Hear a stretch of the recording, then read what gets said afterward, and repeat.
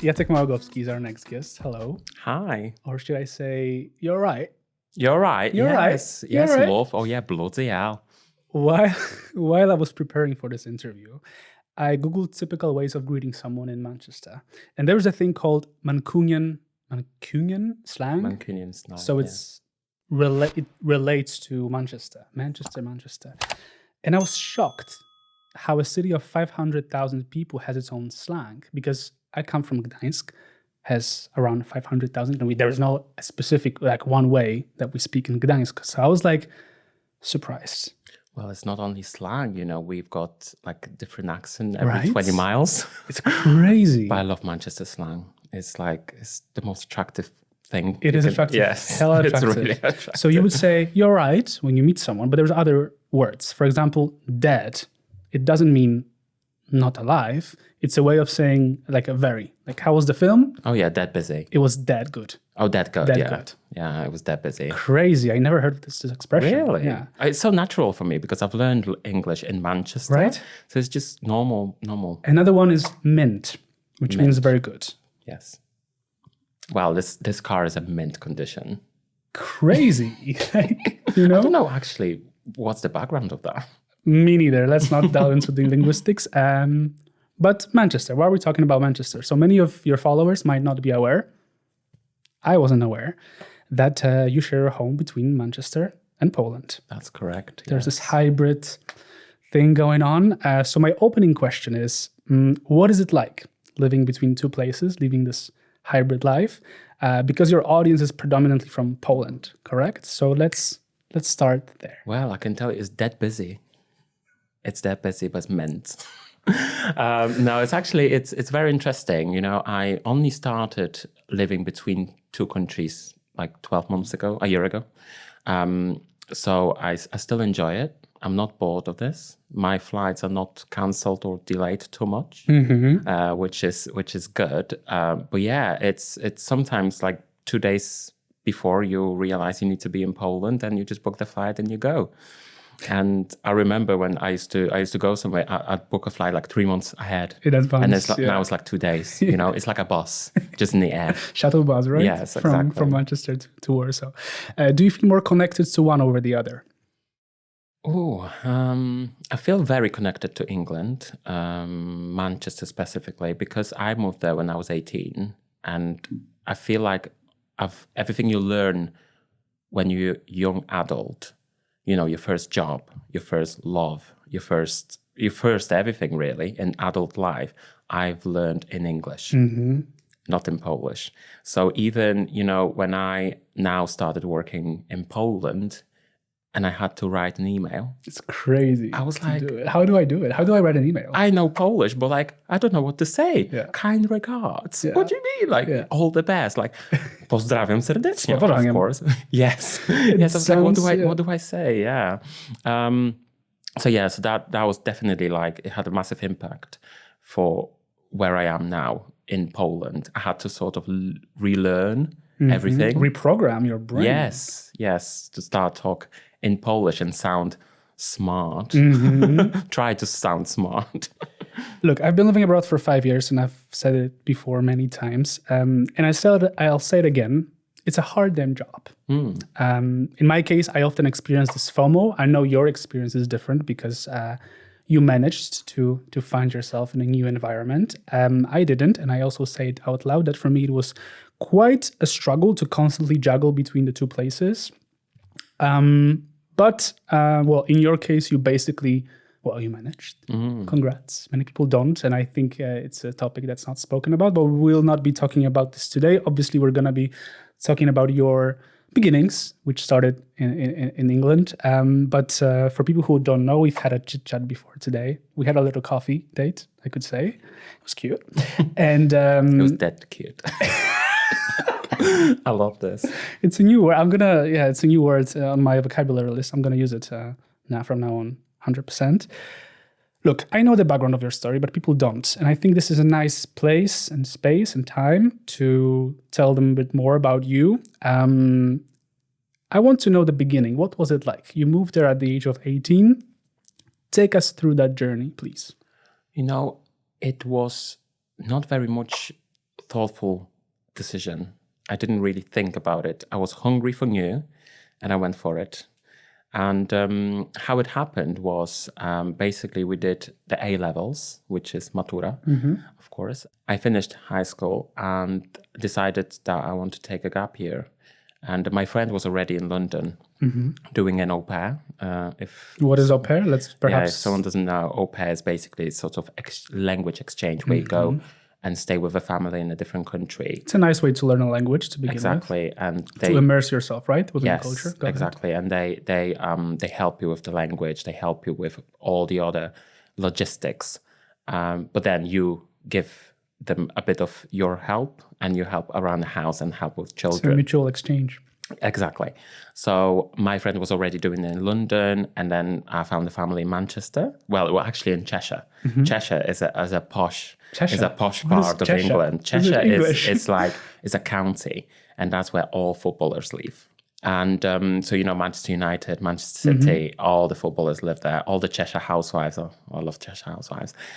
So I moved to the posh area from the start. And I had a really good start. That's a good start. Yes. So I lived in a really nice house with very lovely people. And they taught me a lot. They weren't just using me just as a help. I became a part of family. And I think that made me stay longer. 100%. Yes, because as I said, I started with thinking of a gap year, and a gap year was another year and another year. And it turned into you. And I got a job, and I liked the job, and I thought, what, I like it. And I decided I'm just going to stay and see what happens next. I think the beginnings are actually very important, because it's the first time you're exposed to a new environment. So if your host family, right, was so welcoming, it made you feel like, all right, maybe I belong here. Maybe it's a nice. Well, I think if they weren't there and I'd go there on my own without any support, emotional support, it would be a different story, no? It would be a completely different story. Yeah. And that's the start of many people. Actually, I know au pairs that went with big hopes, and the family were not, good match, and they left after a few months, and then, I invited you here because, to begin with, I think many journalists ask questions that are related to your persona that you created on your social media, typowa mama.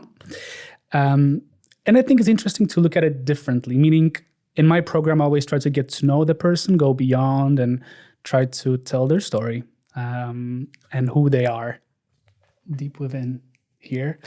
And many times I notice it's a mutual thing, meaning people come here and they actually want to tell a different story. We don't want to have the odgrzewany kotlet. I don't think we got equivalent of that. Is there equivalent? Well, I genuinely can't think. It's our Polish reheated pork chop. Reheated cutlet. Heated cutlet, yes. Partnerem podcastu jest Tutlo, szkoła angielskiego online, która tak jak ja pomaga przełamywać bariery w mówieniu. I'm saying all of this because people come here and they want to tell their own story, and I think you fall into this category. But when I asked you if you would like to come as a character wearing a bathrobe and a towel around your head, you said you prefer to come here as a Jacek. Why? Yes. I think it's because, as you said, I'd like to tell more of my story. Because if we talk about the start of typical mom, it's a completely different story because that's obviously a character and its internet journey. But to talk about me and why I'm, so hybrid with countries, with houses, I think that has not been said yet. And that's a great opportunity. That's a great opportunity. And I can speak English as well, which I really like. And we can hear your beautiful British accent. Thank you. Speaking of language, because it's also an educational program, when speaking English, we create a different persona. And that's also the reason why people come here, because you express yourself differently in a foreign language. There's different words you use, different expression. Do you also find it in your case that you are a different person when you speak English? I think, so when I first moved to England, obviously my English was on a level like I could talk, I understood, but I couldn't really express myself.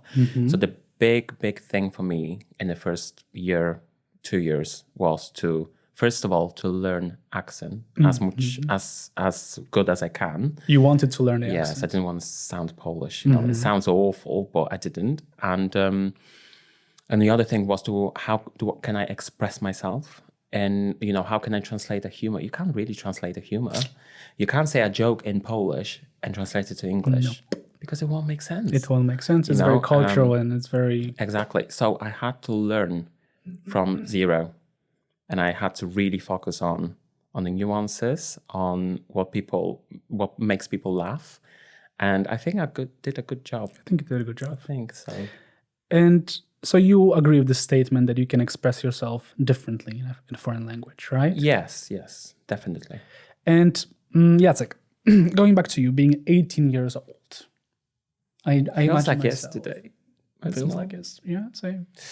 I imagine, I also see my image of, like, I was 19, I was a year older, but I think it's comparable, right? Moving abroad, how did you find yourself at this young age? And you know, we already discussed it, right? But I want to delve a bit deeper and like talk about the fact that you are in this uncharted territory at the age of 18, when you don't know who you are and you're starting from scratch. So what was it like? Well, you know, I think I just mainly focus on exploring. And I think I was so busy with it. I didn't even realize how big of a change it was. Because, you know, it was like going from a place you sort of liked, but, you know, you wanted to get out. And then you finally set free, you know? And I was, wow, you know, I was very impressed with everything, you know, from a boy from small town moved to, you know, Manchester. Yeah, big city. Big city, new opportunities. Big city life. Struggling, yeah. Exactly. So, and I just, you know, I just wanted to try everything. Yeah. And it's also like, I think for people, I think everyone should at least once have opportunity to be fully themselves, but somewhere where no one knows you. Get out of this bubble. Exactly. Right. And I think that's when you actually know who you are, because you don't have to pretend, you know, like people that are born in small towns and they don't move out, they sort of stay in the same bubble their whole life. And yeah, we don't even realize how much we're not ourselves anymore, because we are what our parents tell us, we are what our friends tell us. We don't want to be controversial, you know, and we sort of like close ourselves so much. But then you realize when you move, it's like, oh, there's no one to have to pretend to. And it's like, oh, okay. Yeah. And that's when you realize who you are. So I think, I think the first year or two, I was so busy with that I didn't even realize how big change it was. Yeah. What you say is really interesting, because I want to get back to that, right? Like if you live in one place, you only have one point of view.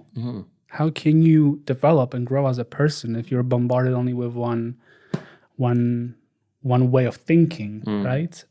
So it's really, really important what you said. I want to move to your to what you do, because I know that I said that journalists asked about it, but still, it's your persona, so we need to also discuss it. But I want to do it differently. I think your case shows that you can go your own path regardless of what other people might think, and it applies to all the every content creator really, and be consistent about it. Because you know the results will come; it will follow naturally. That's my philosophy, and I also see it in you. Have you always had this philosophy of just doing your own thing? Yeah, I think I always had it really, because I never tried to follow someone's path. And as we just said, like, you know, your parents tell you what to do. Your parents try to tell you like, oh, go to this uni, don't do that, go get that job, you know. And I was always trying to like build it myself, you know, and follow what I want, because I feel like everything is energy. And if someone gives you advice, and it's not the advice you want or need, but you don't know that, you might go the wrong way.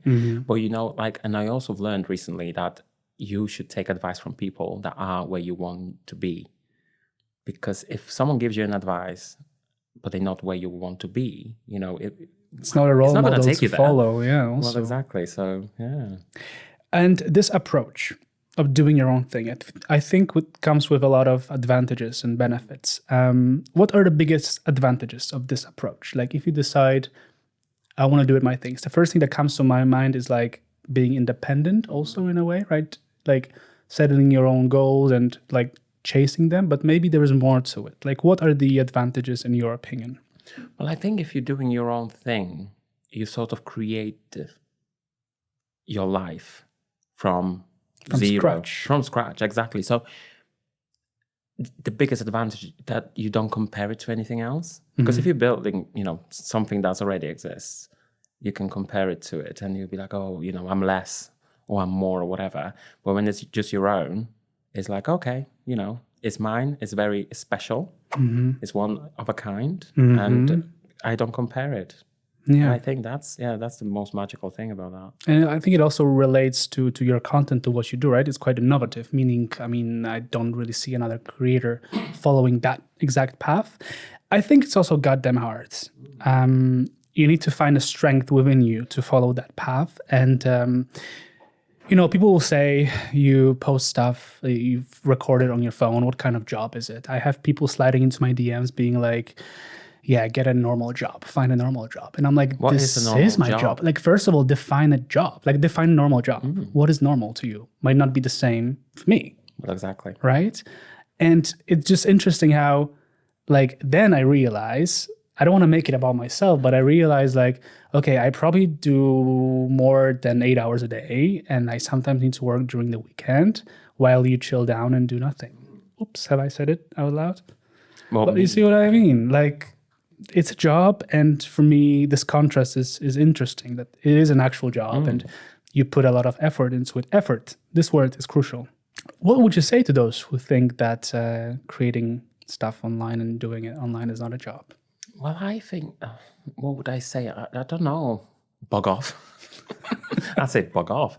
No, I think, whatever makes you happy and pays your bill is the job. And, it's that simple. And there's no border to it, because you can work 9 to 5, and if you're happy, and it's amazing. Exactly. Also. And you can work 12 hours a day and then have 2 days off and work another 12 hours a day, and if it makes you happy, that's amazing. But I feel like you decide. There's no limit to what you can come up with. It's just up to your creativity and imagination, and you can't really blame someone for making money recording videos, because I think that's actually very smart. Very creative. Because they made it amazing for themselves. Yeah. If you say, oh, it's just stupid video recording, yes, but I make money on it.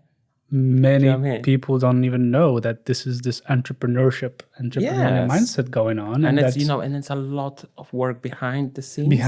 People don't see it. I spoke to my mom. And when this became my job, my mom was very supportive, and she said, I don't really know this stuff, but like, I trust you, go for it, because you can always get a job. Because also previously, for people to have a bit of a context, you also worked as a normal job, no? Yes, I had a normal job. Again, but you see, this is it. Like, we're so used to defining what's normal and what's not. Even I say that this is normal, and I do content creating as a full-time job. Exactly, yeah. So I did have a normal job, 2 normal jobs, which I did enjoy, but I always knew that this is not where I want to go, like, I was not interested in a rat race. I was not interested in being in the office environment for too long. I knew it was like a stop for me for a minute. Okay, do your living. Settle down, just do, In the evenings or weekends, I was working. And I remember my last year of an office job, I used to wake up in the morning, go to work, come back from work another couple of hours for another company, and then record and edit and post and already do the deals. So that was like the last 12 months.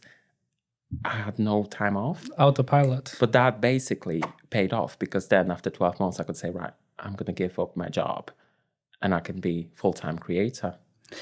It's really it's really interesting what you say, because you kind of start from scratch, right? Like, you decide one day I want to create online, and I go for it. I give 100%, and then here you are, a couple of years or even more. 10 years. Later, this year. 10 years. I know it's not really 10 years of typical mom. But you it's actually 10 started years earlier. Of actually internet. I got you. I found your activity. account like a couple of months ago. I told you. But it's really interesting how you can grow as a person when you decide to follow this path.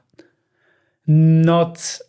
Well, everything you do is like a butterfly effect. So you do this little thing that might not mean anything, and then that grows into something else, and then you think, oh, actually, I've got another idea, and you do this and this, and that's basically what happened to me. And then the flower blossoms. At the end of the day, you have a big flower in a pot.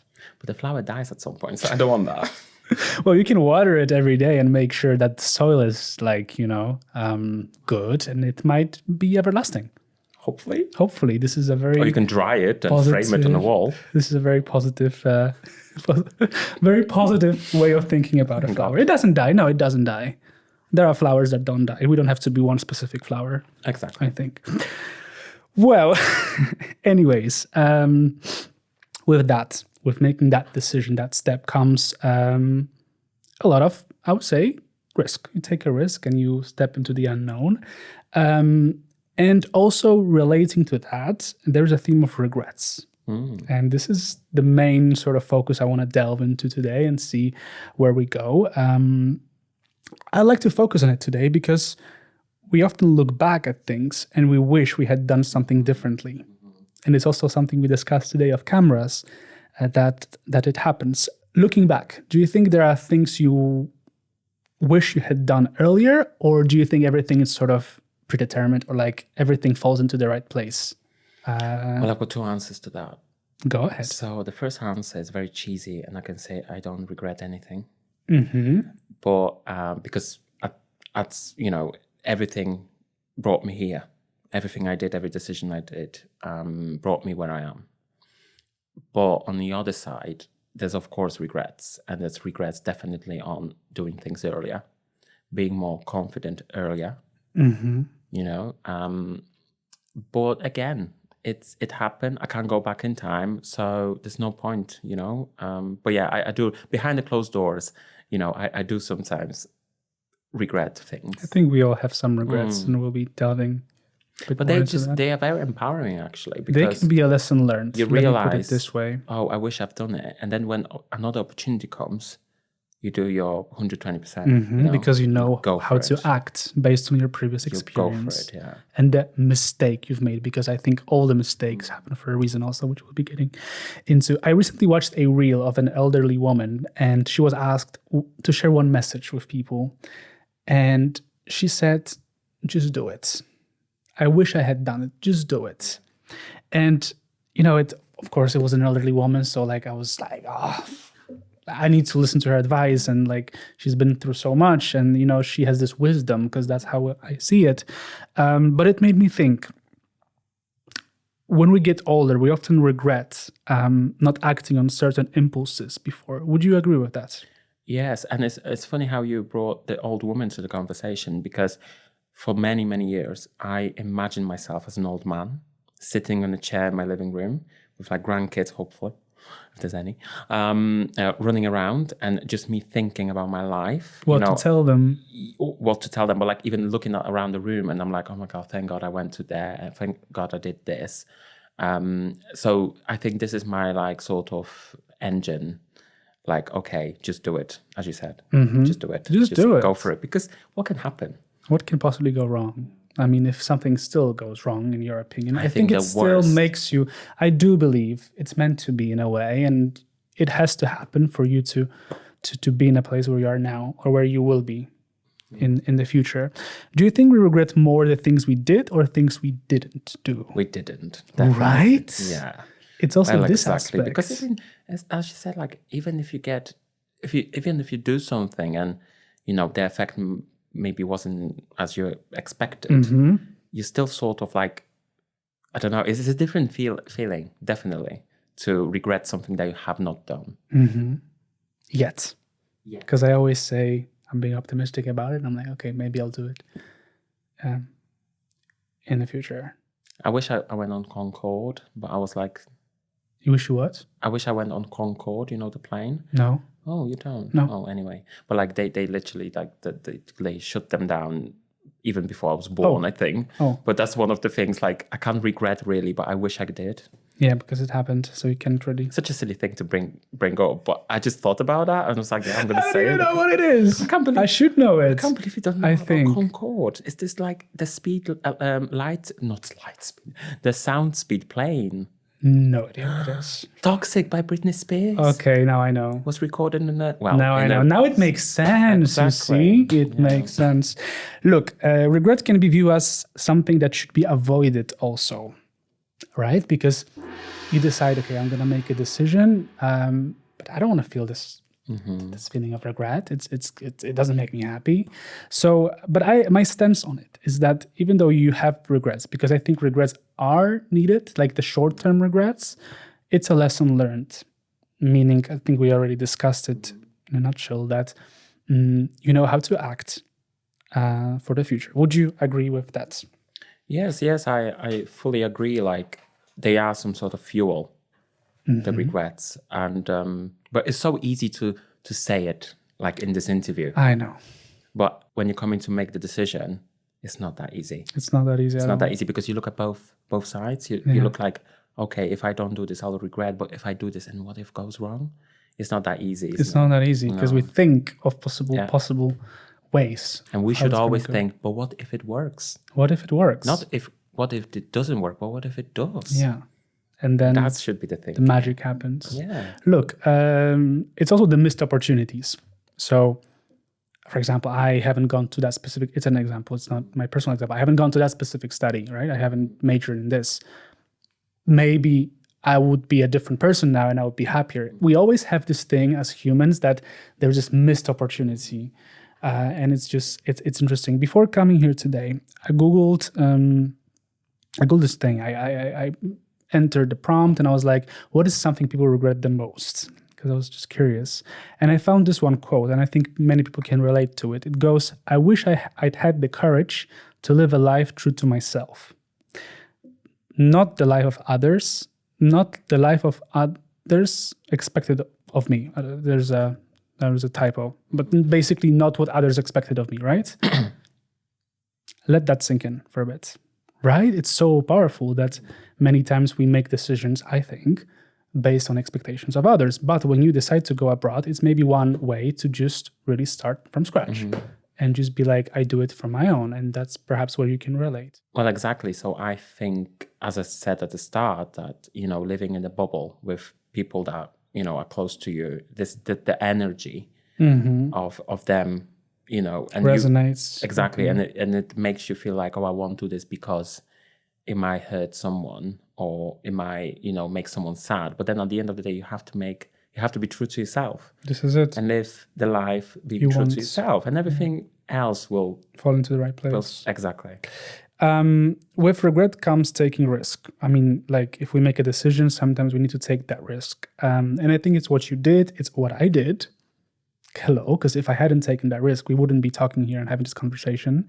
If I hadn't taken it not long ago, because 4 months ago. So that's it, right? Like sometimes you just need to make a decision that might be uncomfortable at the beginning, but then you grow as a person. But with that also comes change. People are afraid of change. They feel like it's uncomfortable, that it's not something that they're used to. What's your sense on that? Does fear of change come into play here, you think? And people then are like terrified of making a decision and they just don't do it. Right? Well, growth and changes are painful and uncomfortable. If it's comfortable, it's not good enough because, you don't grow. And it's fine if someone doesn't want to, and it's absolutely, it's okay. But I feel like some of us, I think you, me, we've got something in our heads that just don't let us be the same all the time. And we just want to do more and more and more. And I don't think I don't really see a point in the future that it's going to be like, okay, I'm happy now. I'll just be happy throughout the process, but there's no end point. Yeah. I don't see an end point. Do you see an end point? I don't see the ending point. But you need to learn how to enjoy the journey because otherwise life is That's miserable. what I mean. Like there's also, I think people fall in this trap that they think that there is a point they will be happy. Oh, I'm going to do this and then I'm going to be happy. And then they get that and it's, oh, actually, it's not what I expected. And I say, oh, I'll do this then and I'll be happy.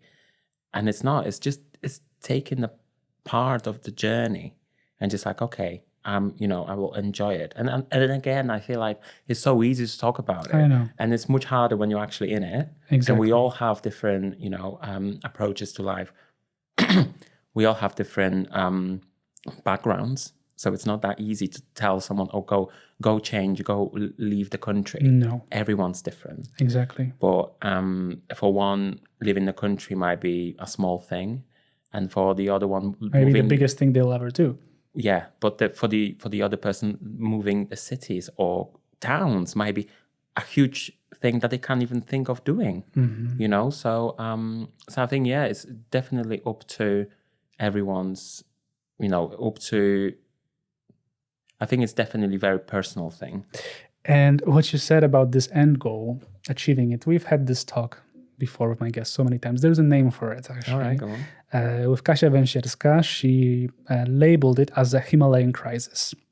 So you achieve something, right? The mountain, the Himalayan chain, whatever it is. It's this goal. You achieve it. You're at the peak and you're lost. You're looking around.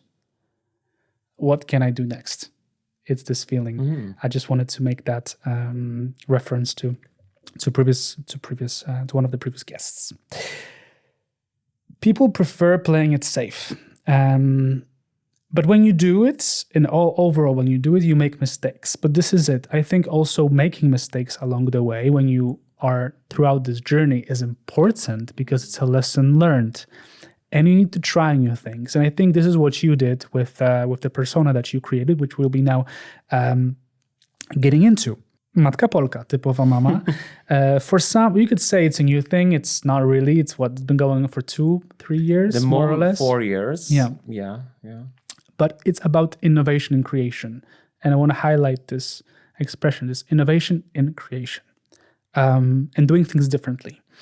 And you take a different stance on it because you say that comedy does people good because it's relatable. It's also a word we use today before, you remember? Relatable. People can relate to what you post because it's sort of like they switch off their brain for a moment. They relax and unwind and they watch your content. Do you think humor is the easiest way to communicate with people, especially when they need to unwind? Well, I think it is. But I'm not like 100% sure it is the easiest way. Because it's a subjective thing, right? Yes. But it's definitely, when you do it good, I feel, and you actually see that you make people laugh and it comes easy to you to create as well, because if it's pushed and you can see it. And I think people can feel when the video is not honest and it's being, way overworked. I think if you got a natural flow, it's a good way of entertaining people, and it's especially recent years it became, I think, number one thing on Instagram, on all social platforms. It did, yeah. It did, and creators that are not even related to comedy, they started to do comedy. Yeah, people from beauty, people from fashion. They were like, okay, there's so much fashion, there's so much beauty, let's do comedy now. Yeah, and let's attract new people, right? Yeah, because like sense of humor is also so personal. There's things that make us laugh as everyone, but there's so many specific little things that only small niche of people will understand, and that also sort of recently gained a lot of attention. Yeah. What do you mean by niche? By niche, like this. You don't need to call names of people, but so what are you trying to say? That humor is like there's a specific way of. Yeah, no. What I'm trying to say, like there's one which is a bit more commercial, and it's very easy to relate to loads of people, which I think my content's like that because it's a typical mom, and loads of people can relate to this content. But there's, I think, the content that is very like niche with TikTok. When you got the trends, they come out. Not everyone understands it, but it's so much easier now to find that person and connect with them. Yeah, I'm really talking buttery butter now. No. But no. I think there's room for everything now, not 100%. only for the commercial stuff. 100%. And I think that's what's the most amazing about TikTok and Instagram now. That You can find your way. Find everything. Sometimes I'm looking at things and I'm like, no one would ever think about creating that 5 years ago. And now I see it and I laugh at it because it's literally me, you know? Partnerem podcastu jest Tutlo, szkoła angielskiego online, która tak jak ja pomaga przełamywać bariery w mówieniu. All right, let's get back to this entrepreneurial, I hope I pronounce it correctly, mindset, because we're content creators in the end. And I think it's our job. It's also business. It's something that we do. Do you approach your work with this entrepreneurial mindset, or is it just more like, you know what, I'm just going to post it just for fun? Or is there also more to it? And I think it is. I'm going to answer it for you, I guess. For all the... No. Because you can be a content creator and you can also not have this entrepreneurial mindset. Not everybody has it, I think. But do you think you have it? Do you consider yourself an entrepreneur? That's my question. Oh, I don't know if I do. However, I do have it. I don't know whether I'm an entrepreneur yet, but I always sort of had this thinking of business thinking, you know. And as you say, like, I do post it for fun. I post it for people to enjoy it. But it's also, we have to remember this, that creators are people of business. They all have their own businesses they need to run. They need to pay other people. They need to pay the tax, fortunately. Accountants, everything goes in, right? And it's expensive, you know, and it's not just as easy as creating the content and putting it out. Not monetizing it. It's so many things you have to look at, and also legal things, contracts, pressure. This is it. It's a lot, you know, and then you end up spending 5 days in a week of doing all the admin, and then 2 days to record stuff, and it's 7 days. So and then people are asking you, where are the videos? Exactly. And I'm like, oh my God, yeah. What are the skills you need to have to be this entrepreneur? I'll start. I think it's the soft skills. You really need to know the people, know what they are like. I mean, you're not going to know everybody what they're like, but you need to know your audience, meaning everybody has a different audience, right? My audience is different than yours, target probably, as for all the content creators. So it's the soft skills. It's the ability to also think ahead, I'll say, and plan things in advance. I've only learned that recently. Say it again. I've only learned that recently. But it's a learning curve. I also learned it like... I used to be like, you know, there was, I don't know, let's say a holiday, national holiday coming up. And on the day of holiday, I was like, oh yeah, I want to record a video about that. I'm like, thank God it was in the morning, because, you know, I should have thought about it 2 weeks ago. Yeah. But this is it. Like all those things that come together, and you also learn them, as you say, and you learn as you go.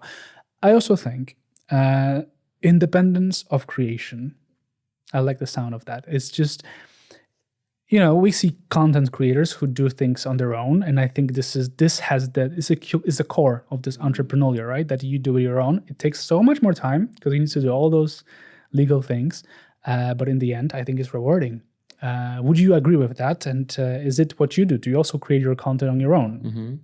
And yes, I do. And you deal with things on your own? Yes, I do. Yeah, at the moment, I do everything myself. It's draining, right? I mean, I can tell from my experience. You know, it is draining. As I said, like the behind the closed doors, it can be draining. It can be very long documents, long spreadsheets. But I brought the experience from me working in office before. It was really crucial because I knew how to do it, everything. And I do need to give a credit to my friend Louise, because she really...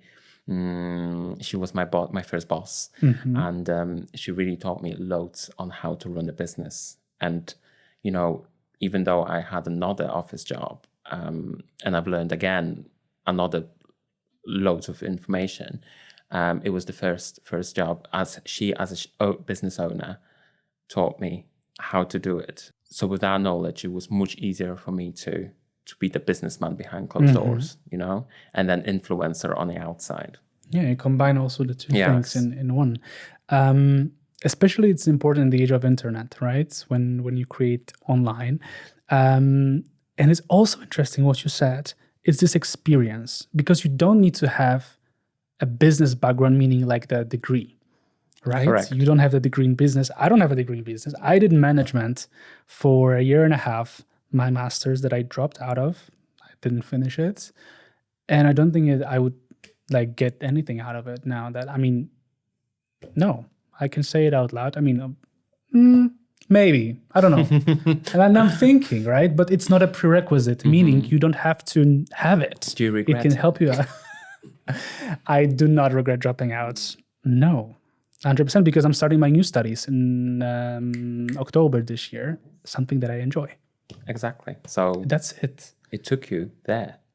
Took me 25 years Yeah. of my life to realize that. And then at the age of 19, you have to make that big decision. I know. Which is a Well, whole nother you know, thing. my sort of decision was to do a 1 year in England and then do business development uni. And Which you ended up not doing. Or did you do it? No, I didn't. No, I didn't. I wanted to do it for some reason back then. I don't know. I was naive, and I thought, this is the crucial thing you have to have. But actually, no. It's again, I was lucky to get a job at a young age and learn loads, and that was in my second job was the most crucial thing. It was like, oh, he's got an experience. He knows he will walk through that door tomorrow, and he will do his job. Yeah. Rather than, okay, I know everything technical, but I don't actually have office environment experience, And you can do both ways. You can still do the uni, and it's Of course. it's absolutely fine. Because there are jobs that you cannot do without uni. You can be a doctor, you can be a lawyer. There's so many other jobs. Obviously. But there's so many other things that you can definitely, you shouldn't be so hard on yourself that, I don't have a degree, so I can't do this. You can. Yeah. And don't listen to that societal pressure that you have to, right? And I think you're a perfect example also of that. Is it innate? Meaning, for example, when you're entering into this entrepreneurial world, is it characteristics that you gain throughout the experience, as you said, like working and all that? Obviously it is, because you already answered it. But I think it's also innate, meaning I don't want to say you were born with certain sets of characteristics. Maybe it's an overstatement, but maybe actually we are wired in a certain way. I don't want this to come across as we are wired that way, because it might, but people in general, the entrepreneurial, I don't know. It's just, I think you definitely are. Right? You definitely are. I see something in it. I do believe so. And I know for sure that there was something always in my head since I can remember. Something different to do things. Yes. And I always had it. And I was, very hardly pushed back by my background because it wasn't the easiest. So I needed to sort of build this, we call it like a pillow, myself. And once I did it, I was like, right, I'm unstoppable now.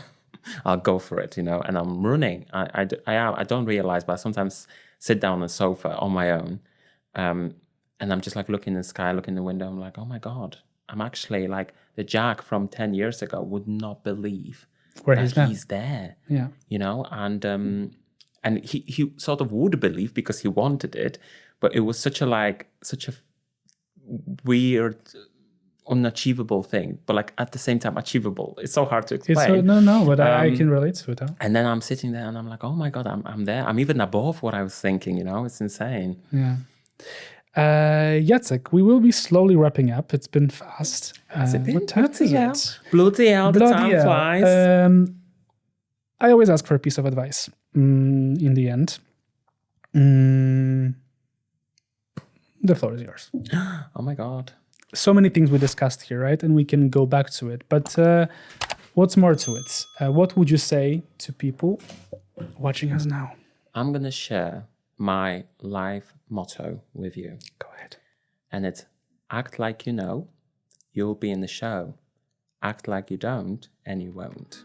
And on that note, we're going to be wrapping up. Thank you so much for coming here. Mamy to. If we can go a bit deeper. Well, I think it was like I was so hungry to explore. So I think I went in the explorer mode. So I think I went into it. Jeszcze raz powtórz. I think I went into the explorer mode. Oh shit. I think Od początku. I think I went into the... What is going on? Just a sec.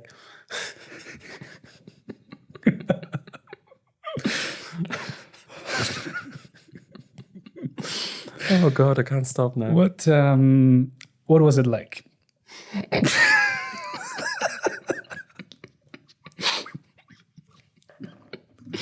Oh shit. Right. Oh, just a sec.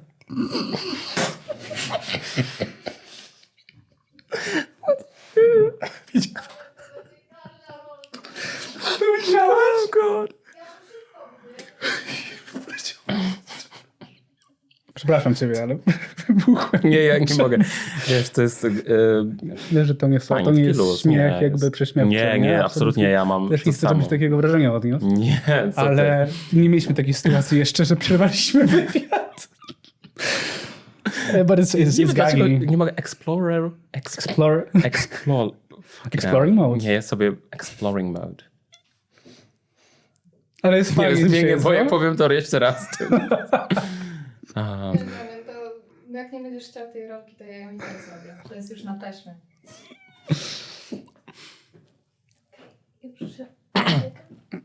Ładnie wyglądam? Bardzo dobrze. Jak włos opada. Opada. Możesz sobie po drugiej stronie troszeczkę tak przyklepać. Tak? Stają delikatnie, ale generalnie git. Well, anyways. Możemy?